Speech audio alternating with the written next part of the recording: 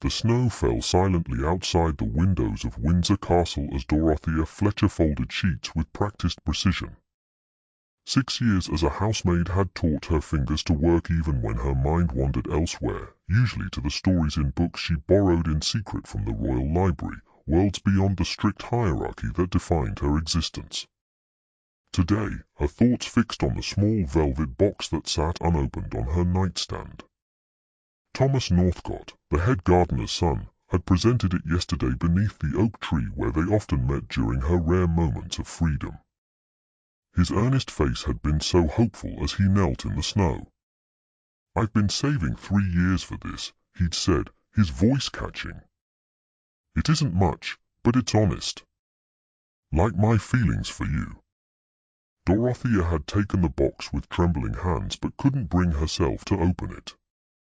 "I need time," she'd whispered, watching his expression fall. It wasn't that she didn't care for Thomas, she did, deeply. But something held her back, some unspoken feeling that her life was meant for more than marrying a gardener's son, even one as kind and handsome as Thomas. "The Queen requests fresh linens," announced Mrs. Holloway, the housekeeper, interrupting Dorothea's thoughts. "And mind you're quick about it. Her Majesty has been in a state since that letter arrived from India." Dorothea nodded, gathering the linens. The mention of India sent a familiar ache through her chest. Her father had disappeared there 12 years ago when she was just 10, a minor diplomat swallowed by the vastness of the British Raj. The official report claimed a riding accident, but her mother had never believed it, insisting until her dying day that David Fletcher had secrets that powerful men wanted buried.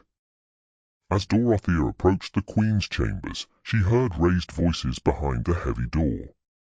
"Your Majesty, these allegations regarding Prince Albert's business in Bombay cannot be ignored," said a stern male voice she recognized as belonging to Lord Hastings, the Queen's private secretary. "They are not allegations, they are fabrications," Queen Victoria replied sharply. "The enemies of the Crown grow bolder. First, they spread rumors about the prince, and now they attempt to tarnish the reputation of our devoted civil servants." Dorothea paused, her heart suddenly racing. The Queen rarely concerned herself with civil servants unless they were of high rank. "Nevertheless, we must address the Fletcher documents before." Dorothea nearly dropped the linens. "Fletcher documents?" She pressed closer to the door, straining to hear more, but a hand gripped her shoulder, making her gasp. "Eavesdropping, are we?" Thomas Northcott stood behind her, his green eyes serious beneath his cap. "Thomas! What are you doing here?" she whispered, clutching the linens to her chest. "Delivering winter roses for Her Majesty's sitting room." His gaze softened. "And hoping for an answer." Before she could respond, the door swung open, revealing Lord Hastings' imposing figure. He looked between them, his eyes narrowing. "What is the meaning of this?" he demanded. "The fresh linens, my lord," Dorothea said quickly, curtsying. "And winter roses from the conservatory." Lord Hastings studied her face too intently. "What is your name, girl?" "Dorothea Fletcher, my lord." Something flickered across his face, recognition, then calculation. "Fletcher, how interesting. Bring those in and be quick about it." As she entered the Queen's chamber, Dorothea caught Thomas's concerned expression. She gave him a small, reassuring smile, but her mind raced. Why would Lord Hastings react to her name? And what were the Fletcher documents they had been discussing? Queen Victoria sat at her writing desk, looking more tired than Dorothea had ever seen her. "Place them there, girl," she said absently, gesturing to a side table. As Dorothea arranged the linens, she noticed a folder on the Queen's desk labeled Fletcher, D. Confidential. Her father's initials. She moved slightly, trying to glimpse its contents, but Lord Hastings cleared his throat. "That will be all," he said coldly. That night, Dorothea couldn't sleep. The small velvet box sat unopened beside a framed miniature of her father, the only possession she had of his. In it, David Fletcher looked serious but kind, his eyes the same shade of amber as her own. "What secrets did you have, father?" she whispered to the portrait. "And why does the Queen have documents with your name?" A soft tap at her window startled her. Thomas stood outside in the falling snow, his breath fogging the glass. Dorothea quickly opened it. "You'll catch your death," she scolded gently. "I had to see you." His voice was urgent. "After what happened today, Dora, Lord Hastings has been asking questions about you. About your father." Cold fear washed through her. "What kind of questions?" "Where you came from, how long you've worked here." Thomas hesitated. "And whether you've ever mentioned India." Dorothea's fingers tightened on the windowsill. "Thomas, I think my father may have been involved in something important." "Something dangerous." Thomas reached through the window to take her hand. "Then let me help you. Whatever this is, you don't have to face it alone." She looked down at their intertwined fingers, then at the unopened ring box. "I can't answer you yet," she said softly. "Not until I know the truth about my father." Thomas nodded, disappointment clear in his eyes but mingled with understanding. "I would wait forever for you, Dora. But I fear we may not have much time. Lord Hastings has summoned his men to search the servants' quarters tomorrow." "For what?" "He didn't say. But if there's anything of your father's you want to keep safe, you'd better hide it now." After Thomas left, Dorothea pried loose a floorboard beneath her narrow bed, her secret hiding place. Inside was a small wooden box containing her mother's wedding band, a pressed flower from her father's last visit, and the only letter he had sent from India before his disappearance. She had read it countless times, searching for clues, but found only his usual warm words and vague mentions of important work. She added Thomas's ring box to the collection, then carefully replaced the floorboard. The next morning, as she polished silverware in the great dining room, she overheard two footmen discussing the arrival of a mysterious Indian nobleman. "They say he was once a prince before the company took his lands," whispered James, the younger footman. "Now he serves as some sort of envoy, but the old butler says he's really here about some scandal from years ago." "Has a fancy title though," replied the other. "The Earl of Arranbrook. Arrived with trunks full of exotic treasures, they say." Dorothea nearly dropped the silver fork she was polishing. Arranbrook had been her father's title, a minor earldom granted for diplomatic service, but it had been declared extinct after his death, with no male heir to inherit. She waited until the footman left, then hurried to a window overlooking the front drive. A magnificent carriage was just pulling away, but she caught a glimpse of its occupant, a distinguished man with deep brown skin and silver at his temples, dressed impeccably in Western clothes but with a jewelled turban wrapped around his head. Who was this man claiming her father's title? And why had he come to Windsor now, just as Lord Hastings was asking questions about her father? That afternoon, as Dorothea carried clean towels to the guest wing, she passed an open door and froze. Inside, the Indian nobleman was speaking with Lord Hastings. The arrangement was clear, the nobleman said, his English perfect but with a melodic accent. David Fletcher's service to the Crown was to be recognized and his family protected. "Circumstances change," Lord Hastings replied coolly. "The letters pose too great a risk, especially now that certain parties have learned of their existence. Then perhaps it is time his daughter learned the truth." Dorothea's heart pounded so loudly she feared they would hear it. She forced herself to continue walking, but not before Lord Hastings glanced up, his eyes narrowing as they met hers. That evening, a note arrived at the servants' quarters, delivered by a royal page. Miss Fletcher is requested to serve at Her Majesty's private dinner this evening. Formal uniform required.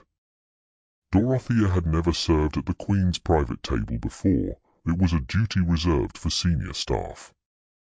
Mrs. Holloway looked suspicious but couldn't countermand a royal request. "Mind you don't embarrass us," was all she said, helping Dorothea into the formal black dress with white apron and cap reserved for special occasions. When Dorothea arrived at the Queen's private dining room, she was startled to find only 3 place settings, one for the Queen, one for Lord Hastings, and one for the man calling himself the Earl of Arranbrook. "Ah, Miss Fletcher," said the Queen, studying her with sharp eyes. "You resemble your father remarkably." Dorothea curtsied deeply, struggling to maintain her composure. "Your Majesty honours me with the comparison." The Indian nobleman rose from his chair, his dark eyes kind but searching. "Indeed, the resemblance is striking." "David's eyes exactly." Lord Hastings cleared his throat. "Your Majesty, I must protest this irregular arrangement." "The girl is hardly qualified." "The girl," interrupted the Queen firmly, "is the daughter of a man who gave everything for the crown. I believe we owe her at least the courtesy of serving her father's closest friend." Dorothea's hands trembled as she poured wine, her mind racing. This man had been her father's friend? Why had she never heard of him? Throughout dinner, the conversation remained frustratingly oblique, filled with references to the situation in Bombay and to the consequences of '65. Dorothea caught the Indian nobleman watching her several times, a sad smile touching his lips when their eyes met. As she cleared the dessert plates, the nobleman spoke directly to her for the first time. "Miss Fletcher, I understand you have your father's letter." Dorothea nearly dropped the dish she was holding. "Yes, my lord. The last one he sent before his accident." "Did you know your father was fluent in 5 languages, including Hindi and Persian?" "I know, my lord." "He was a remarkable man," the nobleman continued, ignoring Lord Hastings' warning glance. "One who understood that sometimes the greatest service to one's country lies in opposing its worst instincts." Lord Hastings stood abruptly. "This conversation has gone far enough. Miss Fletcher, you are dismissed." But the Queen raised her hand. "Lord Hastings, I believe it is time. The girl has a right to know." "Know what, your Majesty?" Dorothea asked, her voice barely above a whisper. The Queen looked suddenly older, the weight of decades of rule visible in the lines of her face. "That your father did not die in a riding accident. He was murdered for possessing evidence of crimes committed in the Crown's name, evidence he had sent to England in a series of encoded letters." The room seemed to spin around Dorothea. "Encoded letters?" The nobleman, Arranbrook, nodded solemnly. "Written to you, my dear, in a code only you could understand." Later that night, Dorothea sat on her narrow bed, staring at her father's letter with new eyes. It had always seemed so ordinary, asking about her studies, commenting on the Indian weather, reminiscing about reading her favorite stories. The stories! Her father had always changed the endings of fairy tales when reading to her, creating a private game where certain words meant other things. A code only she would recognize. With shaking hands, she began to underline specific words, the ones that had featured in their private language. As a pattern emerged, so did a hidden message, danger. Evidence in library book. Grim tales. Our special copy. Trust only the prince who lost his throne. He guards the truth. The prince who lost his throne. The Indian nobleman, the real Arranbrook, must be a deposed prince, using her father's title as cover. A soft knock interrupted her thoughts. She quickly hid the letter and opened the door to find Thomas, his face grave. "Lord Hastings' men are searching the servants' wing right now," he whispered. "They're looking for letters." "I need to get to the library," Dorothea said urgently. "Will you help me?" Thomas didn't hesitate. "Always." They slipped through the darkened corridors of Windsor Castle, avoiding the night guards.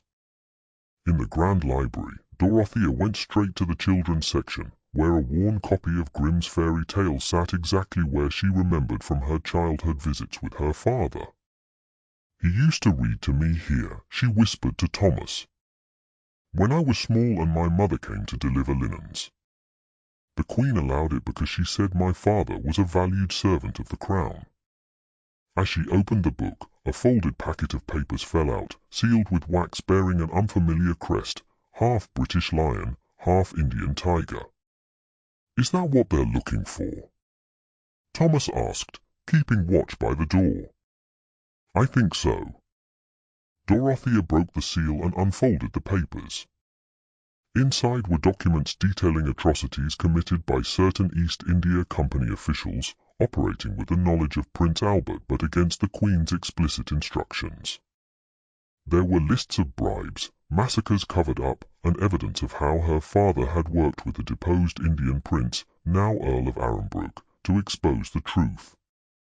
The final page was a personal letter addressed to her. "My dearest Dorothea, if you are reading this, then I have failed to return to you, but Rajiv, who will use our family title for protection, has succeeded in his mission. The Queen must see these documents, but powerful men will do anything to prevent that. Know that everything I did was to create a world worthy of you, one where empires are built on justice, not exploitation. I have arranged for your future should the worst happen. Rajiv carries my will and the deed to Arranbrook Manor, which is rightfully yours. Trust your heart, my darling. It has always been your truest compass. All my love." Father Dorothea pressed the letter to her heart, tears flowing freely. "Dora," Thomas whispered urgently from the door. "Someone's coming." She quickly tucked the papers into her dress just as Lord Hastings entered with 2 royal guards. "Miss Fletcher," he said coldly. "Stealing from the Royal Library is a serious offence." "Not as serious as covering up murder, Lord Hastings." The voice came from behind him, where the Earl of Arranbrook, Rajiv, now stood with the Queen herself, her face stern in the lamplight. What followed was a night of revelations. In the Queen's private chambers, with Thomas waiting anxiously outside, Dorothea presented the documents. Queen Victoria read them silently, her expression growing darker with each page. "So Albert knew," she said finally, her voice hollow with grief. "He protected these men for the sake of investments and influence." "Not initially, Your Majesty," Rajiv said gently. "He was deceived at first, but later chose silence to avoid scandal. David Fletcher refused that silence." "And paid with his life," Dorothea whispered. The Queen looked at her with newfound respect. "Your father was one of the few truly honourable men I have known, Miss Fletcher. I failed him once. I will not do so again." She turned to Lord Hastings, who stood ashen-faced by the door. "You will face justice for your part in this conspiracy." 3 days later, Dorothea stood in the bright winter sunshine outside Windsor Castle. Her simple maid's uniform had been replaced with a well-cut travelling dress. Beside her, Thomas waited nervously, still dressed in his gardener's clothes. "Are you certain about this?" he asked, watching as footmen loaded her trunk into a carriage bearing the Arranbrook crest.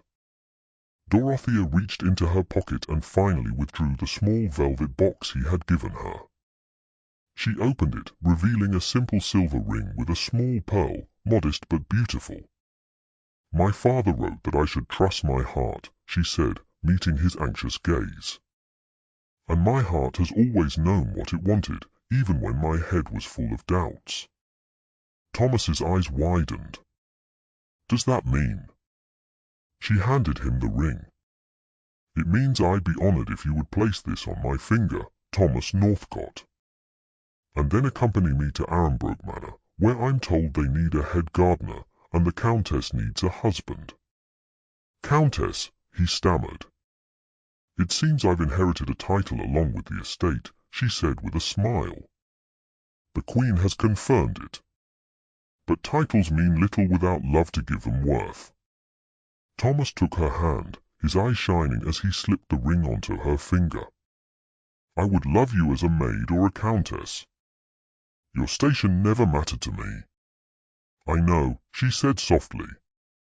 That's why you deserve to share whatever station is mine. Rajiv approached them, now dressed for travel. Your carriage awaits, Lady Arembrook. Thank you for everything, Dorothea said. For protecting my father's legacy, and for bringing me the truth.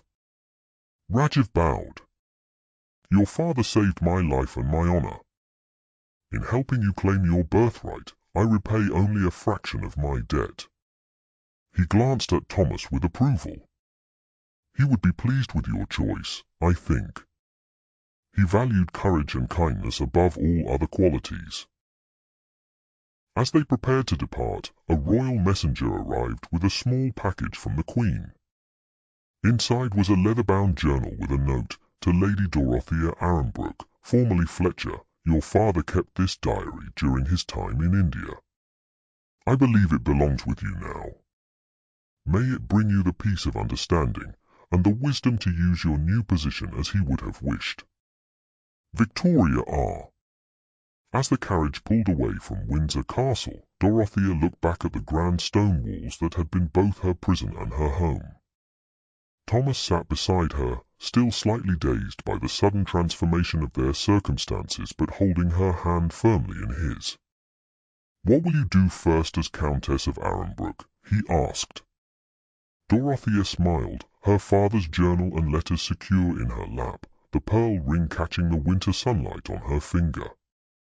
First, I'll marry the man I love, she said. Then together, we'll finish what my father started, using truth and compassion to build something better than empire. Thomas kissed her then, as the carriage carried them toward a future neither could have imagined just days before, a future built on letters long hidden, truths finally revealed, and love that had waited patiently for its moment to bloom.